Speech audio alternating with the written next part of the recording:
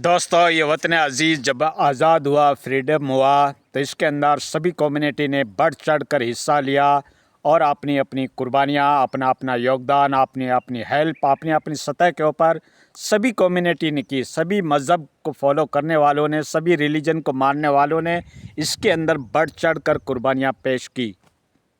फिर हमारा राष्ट्र, हमारा वतन अज़ीज़, हमारा मुल्क, हमारी कंट्री इस बेसिस के ऊपर बनी कि हर एक को अपने मज़हब, अपनी मिल्लत और अपने रिलीजन को फॉलो करने की, उस पे चलने की, उसको अपनी लाइफ में यूटिलाइज़ करने की हर एक को खुल्लम खुल्ली आज़ादी दी जाएगी। यानी जमहूरियत, लोकतंत्र, डेमोक्रेसी और लिबरलिज़म के ऊपर हमारे राष्ट्र की बुनियाद रखी गई थी। 50 कंट्री के कानून को स्टडी करने के बाद फिर हमारे यहाँ डॉक्टर भीमराव अंबेडकर के नेतृत्व के अंदर और एक कमेटी गठित की गई और जिन्होंने संविधान लिखा, हमारे जो मूल ढांचा है संविधान का उसको गठित किया गया। प्रेम्बल के अंदर और कानून के अंदर ये चीज़ों का एक फ्रीडम रखा गया कि हर एक को अपने मज़हब, अपनी मिल्लत, अपने धर्म के ऊपर खुल्लम खुल्ली आज़ादी होगी।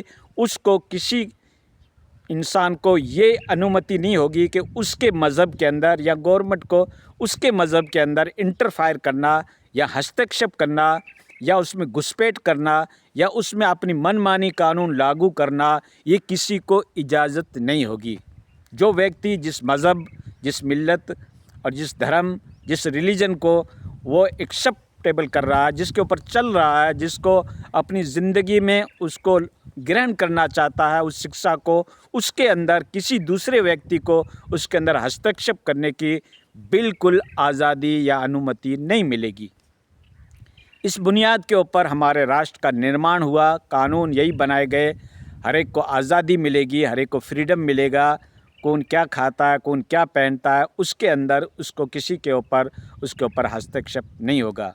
इस तरीके के हमारे भारतीय संविधान के अंदर कानून लिखे जा चुके हैं और फिर आने वाले वक्त के अंदर जो जिस ज़हनियत की हुकूमतें आती है, उनके अलग अलग मंशा होते हैं, उनकी अलग अलग पॉलिसियाँ होती है, पॉलिसी मेकर होते हैं, वो फिर आए दिन इस कम्युनिटी जो अल्पसंख्यक है, माइनॉरिटीज़ है, अक़लियत है, उसके साथ वो खिलवाड़ करने की क्या नापाक कोशिशें करना चाहते हैं, क्या उनकी मंशाएँ, क्या उनके ऑब्जेक्टिव हैं, क्या उसके पीछे उनकी क्या हिकमत अमली है, वो लोग समझें। हम तो हुस्न ज़न रखते हैं तमाम भारतीयों के साथ, तमाम हमारे भारतीय नागरिक के साथ, हम उसको भाई बहन समझते हैं और हम इस वतन अज़ीज़ के अंदर रहते हैं। तो इसके अंदर कई जाति, कई धर्म, कई रिलीजन, कई समूह, कई ग्रुप इसके अंदर बसते हैं और हम सभी के साथ अपना भाईचारा के साथ उनके साथ ताल्लुक़ रखते हैं, अपना भाई समझते हैं और प्रत्येक नागरिक जो भारतीय है वो हमारा भाई बहन है।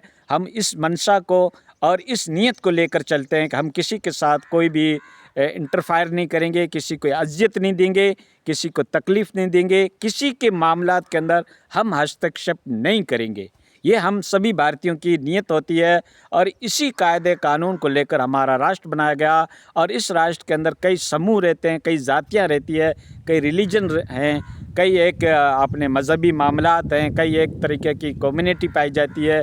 गुला है रंगा रंग से है ये ज़ीनत चमन, कहीं चमेली के फूल तो कहीं गुलाब के फूल, कहीं कैसे गुलदस्ते हैं, सब मिलकर एक भारतवर्ष हमारी कंट्री बनी है और हम इससे दिल से भी ज़्यादा, अपनी जान से भी ज़्यादा इससे मोहब्बत करते हैं। हमने कुर्बानियाँ पेश की, हमारे पुरखों ने, हमारे बुज़ुर्गों ने, हमारे महात्माओं ने इस राष्ट्र, इस वतन की मोहब्बत और इसके योगदान के लिए तरह तरह की कुर्बानियाँ पेश की। जहाँ पे पानी बहाने की ज़रूरत थी वहाँ पे इस कौम ने खून बहाया, जहाँ पे पसीना बहाने की ज़रूरत थी वहाँ पर इस कौम ने अपना लहू बहाया है, अपना योगदान दिया है।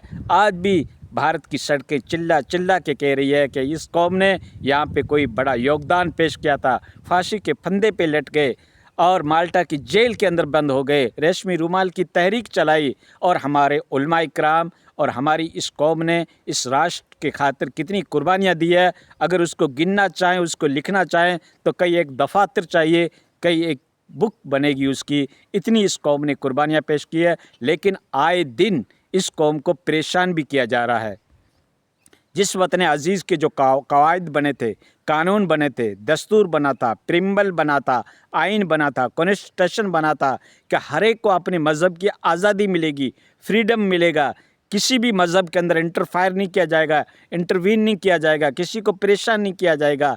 लेकिन दोस्तों, आए दिन इस कम्युनिटी के साथ किस तरीके का खिलवाड़ हो रहा है, ये रोज़े रोशन की तरह भारतीय प्रत्येक नागरिक के ऊपर ये खुली किताब है कि किस तरीके से अक़लियत को, अल्पसंख्यक को, माइनॉरिटीज़ को किस तरीके से परेशान किया जा रहा है।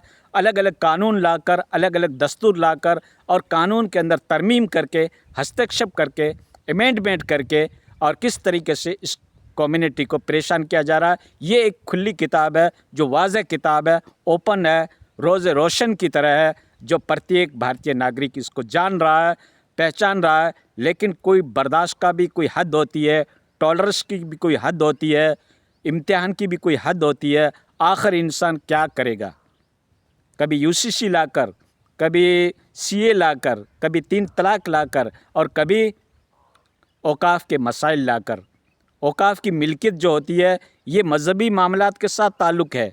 किसी का बाप एक्सपायर हो जाता है, किसी की माँ मर जाती है, तो वो अपनी औकाफ़ की जो अपनी मिल्कियत है, उसके पास जायदाद है, वो राह लिल्लाह के अंदर वक्फ़ करता है, यानी हिब्बा करता है, गिफ्ट करता है, उसको मज़हब के अंदर उसको देता है रज़ाए इलाही के लिए, अल्लाह को राज़ी करने के लिए, अपने गॉड को राज़ी करने के लिए। वो जो अपनी कीमती मिल्कियत होती है, असासा होता है उसके पास, वो अपने वालिदैन के ईसाले सवाब के लिए वक्फ़ में उसको हिबा करता है, दे देता है। और वक्फ़ की जो कमेटी है, उसकी निगरानी करती है, उसकी सिक्योरिटी करती है और उसके अंदर आने वाली इनकम और जो भी फाइनेंशियल बनता है, वो फिर रिफ़ाए आम के कामों में लगाते हैं या गरीब गुरबे की उससे कंट्रीब्यूशन की जाती है, उसकी मदद की जाती है। और ये मज़हबी मामलात है, इसके उसूल, इसके नियम, इसके कायदे, इसके कानून एक मज़हबी गुरु ही समझ सकता है। जो मज़हबी गुरु होते हैं, जो आलिम होते हैं, वही इसको डिसाइड करते हैं, इसका जजमेंट लेते हैं कि कहाँ पे ये लगेगी और कहाँ पे नहीं लगेगी, कहाँ जायज़ है, क्या नाजायज़ है, क्या इसमें लीगल मामलात हैं। उसका सारा इशू जो है, ये एक आलिम और मौलाना उसको डिसाइड करते हैं कि वहाँ पे देना चाहिए और वहाँ पे नहीं देना चाहिए। इसके अंदर जब हमारी गवर्नमेंट इन्वॉल्व होगी, एडमिनिस्ट्रेशन इन्वॉल्व होगा, तो वो तो अपनी मनमानी करेगा, अपने नियम और अपने कानून जारी करेगा। तो इस कौम कैसे बर्दाश्त कर सकती है? जो उसका पर्सनल, उसका पर्टिकुलर एक मज़हब और रिलीजन के साथ उसका ताल्लुक़ है, उसके अंदर जब गवर्नमेंट का एडमिनिस्ट्रेशन इन्वॉल्व होगा, तो वो तो अपने कायदे और कानून उसमें नाफिज करेगा। तो इसको किस तरीके से बर्दाश्त किया जाएगा? दूसरी कम्युनिटी भी नहीं बर्दाश्त करेगी। जो दीगर मज़ाहिब को मानने वाले हैं और मज़हब को तस्लीम करने वाले हैं, वो भी हरगिज़ बर्दाश्त नहीं करेंगे कि उनके ज़ाती मज़हबी मामलात के अंदर कोई हस्तक्षेप करे, कोई इंटरफायर करे, कोई मुदाखलत करे, कोई डिस्टर्ब करे उसको। वो कोई भी मज़हब उसको बर्दाश्त नहीं करेगा। हर मज़हब के अपने अपने कवानीन होते हैं, अपने अपने एक आइन होता है, अपने अपने एक प्रोटोकॉल होते हैं, उसको वो लेके चलते हैं और चलना भी चाहिए, क्योंकि हमारा भारतवर्ष इसकी इजाज़त देता है, हमारा संविधान, हमारा कानून इसकी इजाज़त देता है कि किसी भी मज़हबी मामलात के अंदर इंटरफायर नहीं होगा। हर आदमी अपने मज़हब का पालन कर सकता है, अपने मज़हबी मामलात को यूटिलाइज़ अपने हिसाब से कर सकता है, उसके ऊपर किसी को इंटरफायर करने की इजाज़त नहीं मिलेगी। तो हम भी नहीं बर्दाश्त करेंगे दोस्तों, कोई हमारे मज़हबी मामलात के अंदर आकर हस्तक्षेप करे, इंटरफायर करे और अपनी तरफ से उसको लागू करना चाहे, जबकि शरीयत मुक़द्दसा उसकी इजाज़त नहीं देती। तो हमारा ये पर्सनल मामला है। बराए करम मैं अपने प्रशासन से भी रिक्वेस्ट करूँगा और मुस्लिम कौम से भी ये दरख्वास्त करूँगा कि आपके अंदर अवेयरनेस होनी चाहिए, जागृति होनी चाहिए और जो भी आपको कानून ने हक़ दिया है, उस कानून के दायरे में रहकर अपना एहतजाज, अपना प्रोटेस्ट गवर्नमेंट के सामने रखें कि हमारा ये मज़हबी मामला है, हम इसके अंदर हस्तक्षेप बर्दाश्त नहीं करेंगे लीगल तरीके से, ना कि हमें कोई ऐसा कदम उठाना है जिससे कि ये कौम बदनाम हो, इस कौम के ऊपर कोई ब्लेम लगे तशद्दुद का। तो अपने कानूनी दायरे में रहकर जो भी हमें काम करना है, वो कानूनी दायरे में रहकर हम अपना एहतजाज, अपना प्रोटेस्ट गवर्नमेंट के सामने पेश करें।